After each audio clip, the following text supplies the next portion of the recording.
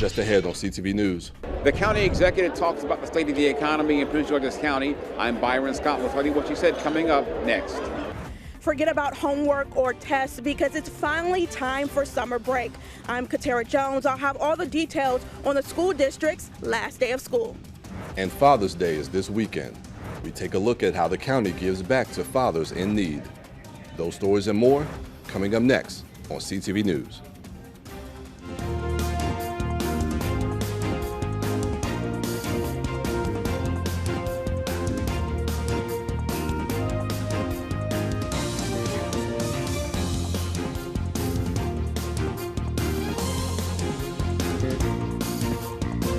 Good evening, this is CTV News for June 13th. I'm Mariah Jalad. Thanks for joining us.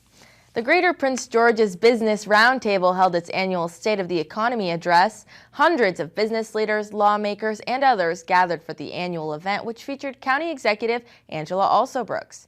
Our Byron Scott was in the room and has this report. This is our time. Right now is our time. In her 2024 State of the Economy address, County Executive Angela Alsobrooks indicated that the county is poised to do great things. What I can say so proudly to all of you is that Prince George's County is the single best place to live and work, the best place to start a family, and the best place to start a business in the National Capital Region.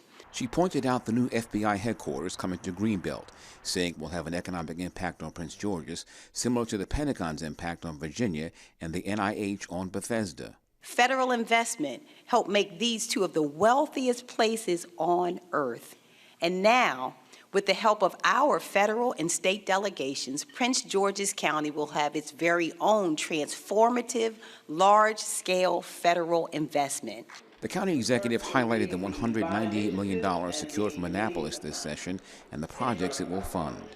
Now, during this legislative session, we secured new investments in health care, funds to build climate resilience, funding for our Blue Line Corridor projects, and funding to expand opportunities for small businesses. Today's good report comes amid the somber reality that the county faced a $171 million budget shortfall this year and will deal with perhaps an even bigger one next fiscal year. And we see those challenges here in the state and in the country, but that's the reason leadership matters. I mean, we went through a deficit when I came in, and you go through these ups and downs. Officials have long touted the regional hospital, but today it was used to criticize Alsobrooks' opponent in her U.S. Senate race, Larry Hogan.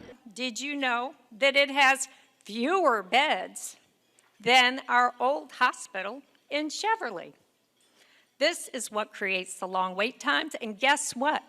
This is due to the actions of Larry Hogan, who, despite growing up in our county, thought it was appropriate to reduce the number of beds in our new hospital, despite the increasing population trends. And highlighting it as an economic vote of confidence, Alsobrooks pointed out the county's AAA bond rating. Together, we have a century of growth to plan for, a century of rising quality of life for residents, a century of new amenities, a century of Prince George's County. Byron Scott, CTV News. The family of a schizophrenic man killed in jail is now suing the county, claiming solitary confinement assisted in his death. Samantha and Douglas Lloyd, the father and stepmother of Dominique Thurston, filed a complaint on Monday with the U.S. District Court of Greenbelt. The Lloyds allege the county and its Department of Corrections officials violated Thurston's 14th Amendment right by failing to consider his mental health. They claim he was denied medication, subjected to cruel and unusual punishment, and was not protected from harm. Thurston was involved in a fight and was fatally stabbed by another inmate in June 2022.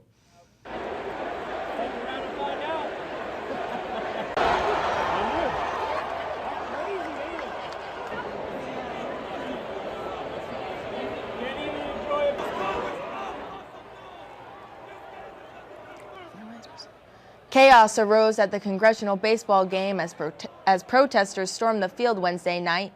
A group known as Climate Defiance took credit for the display, as 8 people have been arrested and are now facing federal charges.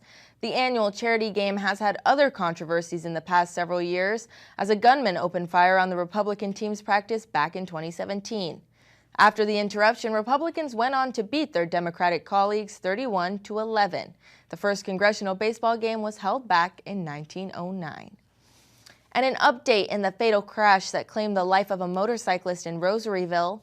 The victim has been identified as 51-year-old Malcolm Hayes of Upper Marlboro. He collided with a car while traveling in the northbound lanes of Woodyard Road Tuesday night. A second car traveling southbound was also involved in the crash.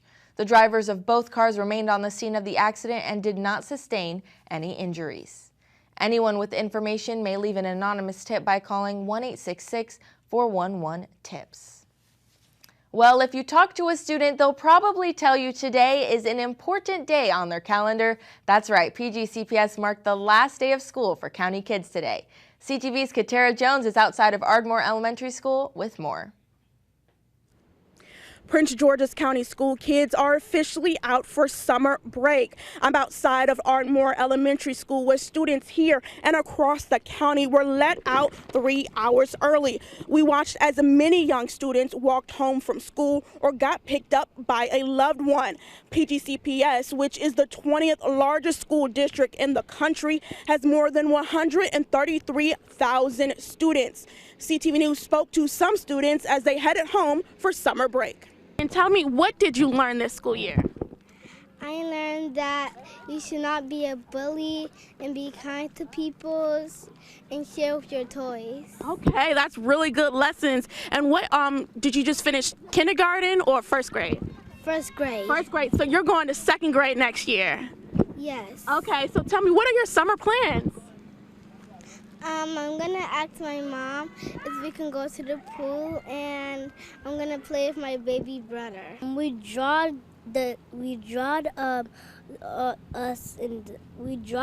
pictures. Okay.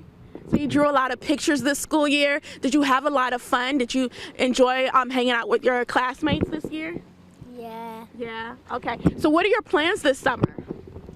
So I want to be going swimming in the beach. Okay. And having fun making a sandcastle. As students begin their summer break today, teachers will have to wait until June 18th to embark on their much-needed summer vacation. Katara Jones, CTV News. Well, I hope all those kids have a great summer. PGCPS will welcome back students on Monday, August 26th. The county's Department of Housing and Community Development is now accepting applications for their Community Development Block Grant Program. The program will have a focus on affordable housing, economic development, public facilities, and infrastructure projects for the 2025 county fiscal year. The CDBG plans to issue $800,000 of reprogramming funds from completed activities from prior years. The application submission deadline will be Thursday, June 27th at 5 p.m. And Employ Prince George's has launched a new apprenticeship program to create a livable wage for county residents. Employ Prince George's has partnered with Hyattsville-based nonprofit Heritage Care Incorporated to offer a pathway for those interested in pursuing nursing careers. Employ Prince George's is also using its apprenticeship innovation program to attract, train, and nurture the next generation of law enforcement professionals. Each cadet will be paired with a seasoned mentor from the Metro Transit Police Department, providing personalized guidance and career advice. And a major ruling from the U.S. Supreme Court today. In a unanimous decision, the High Court has preserved access to the abortion pill mifepristone. The medication is the most common way to end a pregnancy. The justices ruled that the plaintiffs in the case lack the legal right to sue over the FDA's approval of the drug. The ruling is the court's first abortion decision since Roe v. Wade was overturned 2 years ago. And you're watching CTV News. Coming up, 2 Prince George's County students recently placed in the National Civics Bee. I'll have details on that story after the break.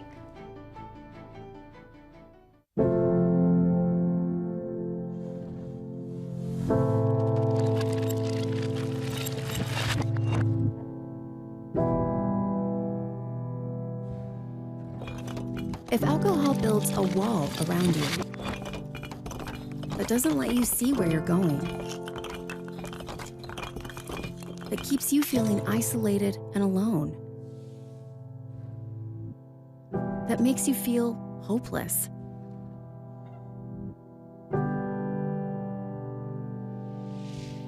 know this.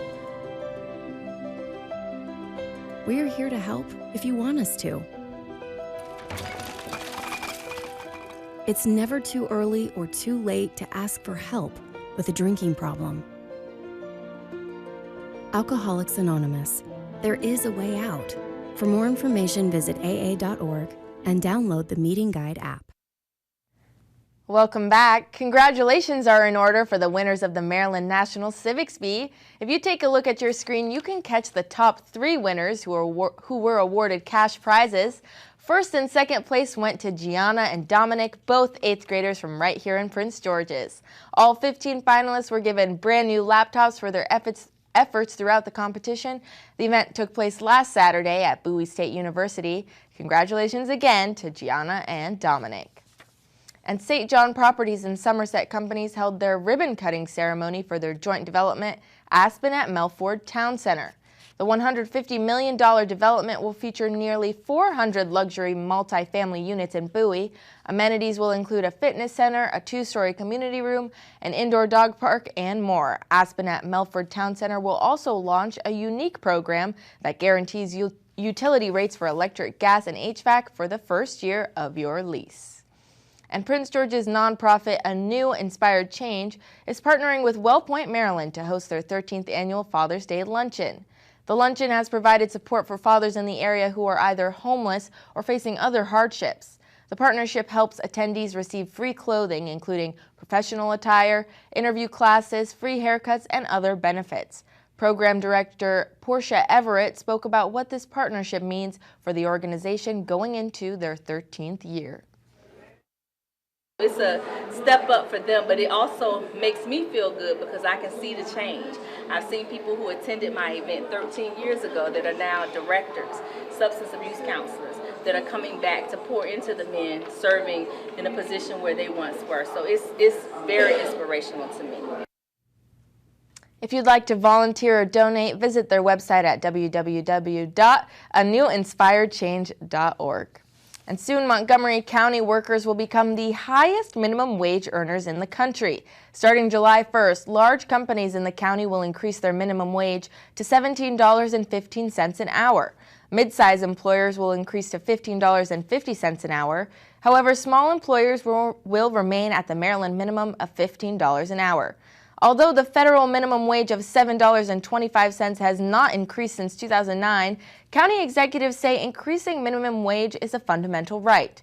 Executive Mark Elrich said, quote, "Nobody should be working full-time and not be able to put a roof over their head." The D.C. area housing market has entered a cool-down period even with record-high prices. That's according to a new report by listing service Bright MLS. The median price of a home that sold in the D.C. metro in May was $640,000, tying the record high set in April, and up 6.7% from a year ago. In Prince George's, there were 763 homes sold with a median price of $430,000, and the median time a house spent on the market was 10 days. And the Federal Reserve announced yesterday that interest rates are steady for the 7th straight time. Federal officials expect rates to fall just 5.1% by the end of 2024.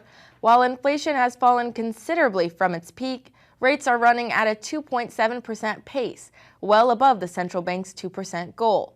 The Federal Reserve also reports that rent prices are stagnating, suggesting high inflation may stick around.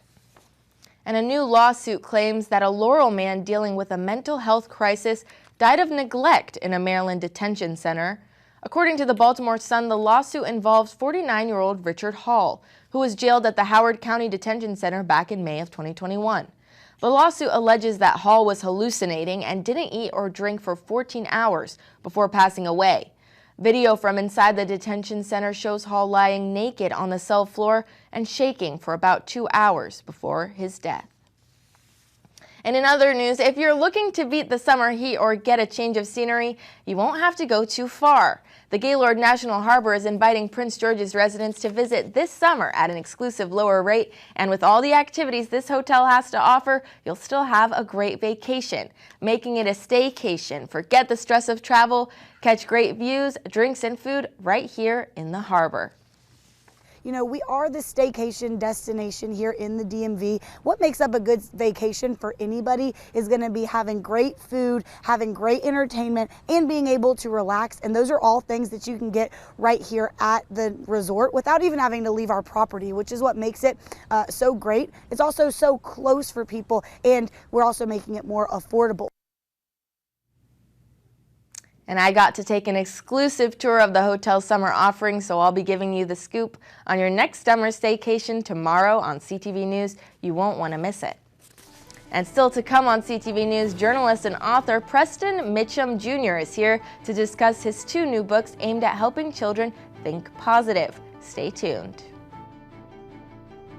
Vision loss is not something that you feel until it happens. Most people lose their vision from diseases like macular degeneration and glaucoma, not at birth. With macular degeneration, you lose your central vision. You have a blind spot right in the center of your face, so I can't actually see your face. So even that little circle in which I could see became a big blur. I was 65 when I first was diagnosed with glaucoma. There were no symptoms.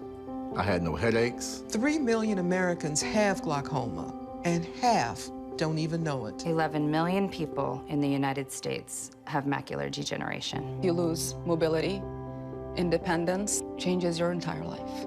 So many eye disorders can be treated if caught early. My husband tells me that I have beautiful brown eyes, and I don't want to lose that. Make a plan today to get your eyes checked. Visit brightfocus.org to learn more. Diversity is in our nature. It is in nature, too. Biodiversity. It connects us and sustains us. But nature's biodiversity is at risk more than ever before, and the future of all life is in our hands. So what will you do? Love it or lose it? It is so hot out today, but I'm about to get this hike in, and I just had to show you the view. Beautiful. Yo, you should come out here. We came outside to unwind. Oh, wow. What's the laptop? Transmission. We outside, come find us.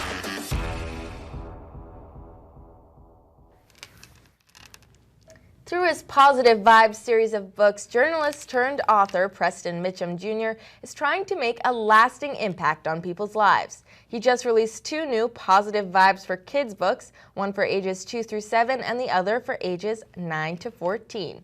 Here to talk to us about his new kids books is Preston Mitchum Jr. So, thank you so much for being here. Thank you for having me. I'm so excited to talk about these, but first, your background. So you were a journalist, a videographer in Baltimore for 18 years. So how did you make that transition to being an author? Well, first and foremost, I'm a hometown boy growing up in Langley Park, Maryland. Oh, wow. And so I was a news journalist in Baltimore for 18 years. And you know, covering the stories night in and night out. I got tired of some of those stories I was covering, some of those communities I was going in that I saw the need. There was a need there. And so I started the PMJ Foundation in 2002 to offer programs and services to low-income families. In 2015, my father passed away from a massive heart attack at the age of 67. So some might say as a form of therapy, I just started writing. And my good friend Kathleen Shields, who's published all of the Positive Vibes books, said daily affirmations. Let's write some daily affirmation books. And I've been writing ever since. So we have these 2 wonderful kids books that are geared to inspire and encourage our young people. Yeah, so Positive Vibes, it started aimed at adults, right? Aimed at adults, yeah. So how'd you make the transition into writing not 1, but 2 books for kids? Well, with the 3 adult books that we started writing, we said, you know what, we have to have something that's geared to our younger kids, which is the picture book, which has illustrations on each page along with the affirmations on the other page. And then something for our tween and preteen kids, you know, all of the topics in there. You know, create the change you want to see, you know, play outside, respect yourself, the power to create your own happiness. These are all of the topics, you know, that our young people are talking about and that we need to engage them with. I have 2 young boys. 13 and 9, and they participated in this process of creating these 2 books that we want to get in the hands of every child throughout the state of Maryland. Really? Yeah. So once a kid's picking up this book, what can they expect? We've got these affirmations. What are they kind of aimed at? Yeah, they're all focused on the things that our young people need to talk about, whether it's, school is cool, and know your worth, trust in yourself, embrace yourself, move your body, finding balance. These are all of the topics that not only just for the kids, but just imagine, a parent getting up in the morning, getting their child ready for school, reading one of these affirmations. Right. Late at night when they go to bed, reading an affirmation. All of our educators out there, community associations, anybody working with kids, this is the perfect, powerful, positive tool that we can use. You can never have enough positivity, correct? Right. I totally agree. And you're a father yourself, so Yes. how important, what did you see with your own children? How important was it for you to promote these messages of self-confidence to them? We just had a discussion offset. We grew up in a different time where now the kids have, whether it's social media and all the devices, and they just went through a pandemic. Right. There's a lot of topics, there's a lot of things that they're concerned about, that they want to talk about. We tried to play our part in these books to talk about some of those topics and some of those issues, and, to give them something positive, something to look at. Okay. So a portion of the funds from the book, they go to the PMJ Foundation. You started that 22 years ago. 22 years ago. So tell me, what do you guys do now? What's kind of your focus? Back to school drives, holiday drives, and we have a wonderful career development after school program. So, we've been working with kids for a long time. Yeah. So this, it's just beautiful to see. This is just another powerful tool that we'll be able to use and get these out to our kids, because they need all the inspiration and all the encouragement they can get. I agree, definitely. And you released a coloring book to go along with these. Yes, so what inspired that? Yes. So Kathleen Shields inspired the coloring book to add that to the picture book. So that's something that, for our young kids, as they read through the picture book, they'll also be able to color in the images. You know what?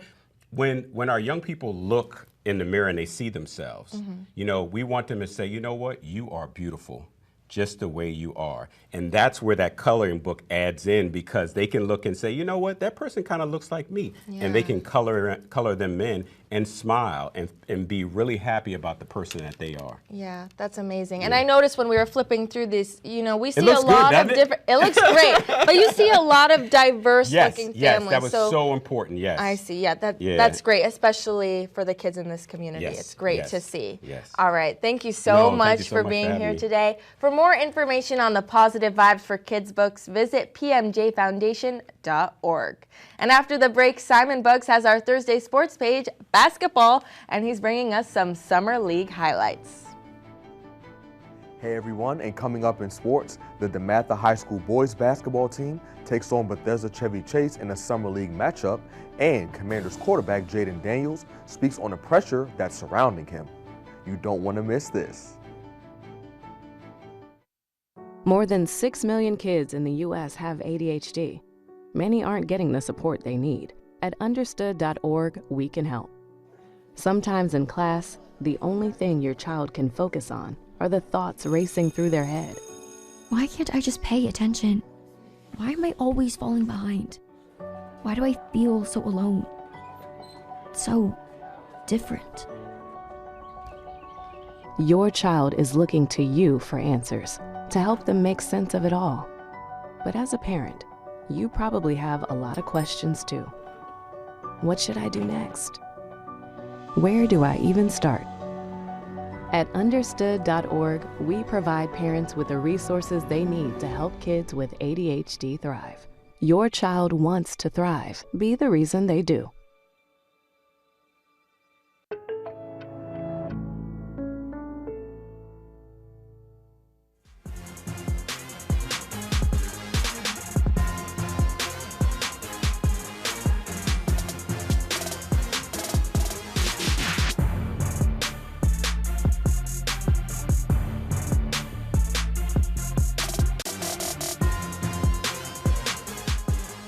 All All right, people, get ready because it's time for your Thursday Sports Page. We start with some highlights from the world of high school Summer League hoops. Summer League basketball rolls on, and this time DeMatha High School looked to defend home court against Bethesda Chevy Chase. Beginning with the first half, the Stags started the game off well as plays like this steal and alley-oop pass by wing player Cole Bowser to another wing in Charles Thomas for a dunk, and this three-pointer from Christian Proctor helped DeMatha jump out to a 14-8 lead within the first couple of minutes of the half. And because the Stags continued to play suffocating defense, which made it hard for the Barons to score, and still managed to make shots like this tough finish inside, resulting in an and one for 4 Derek Daniels, as well as this posterizing dunk from Daniels on Simon Ndikumana, they were able to stretch the lead to double digits and go into halftime up 43-24 on BCC. Moving on to the second half, the Barons still had a hard time scoring on the Stags' defense as they had less points in the second half than they did in the first with 22. And combine that with DeMatha still making a decent amount of their shots, they were able to come away with the win, routing the Barons 82-46. I talked to head coach Mike Jones and wing Charles Thomas, who had 18 points in the game, and they touched on what they think the keys to victory were in yesterday's matchup. Really apply pressure on the defensive end. We wanted to be we call it the 3 V's, being visible, vocal, and vigilant on the defensive end. And we did that. And then offensively, we just want to sprint the court and share the ball. We had 21 assists today, and we had 25 assists yesterday. So just sharing the ball, we feel like we got a lot of capable scorers on the team. And once the ball is moving, we got ball movement, body movement, we're pretty good. Putting a lot of pressure on the ball on defense. We fly around a lot, traps. Just having a lot of energy moving around, knowing the rotations, they help us get a lot of steals and transition buckets. Meanwhile, Commanders fans are eager to see how rookie quarterback Jaden Daniels will perform in 2024. And that can be a lot of pressure as fans of the team, including myself, hope the LSU product can be something this team hasn't had in a while, a franchise quarterback. But despite the hype surrounding him, Daniels is just worried about being the best player he can be. I'm just out here just doing my job. How can I help the team get better each and every day? And that's what I'm focused on. I'm focused on learning, focused on going out here, keep competing every day and having fun, bringing that energy and that joy and that competitiveness to the team, which DQ and them preach all the time. We want to compete in everything that we do. And that wraps up your Thursday Sports Page. Simon Buggs, CTV Sports.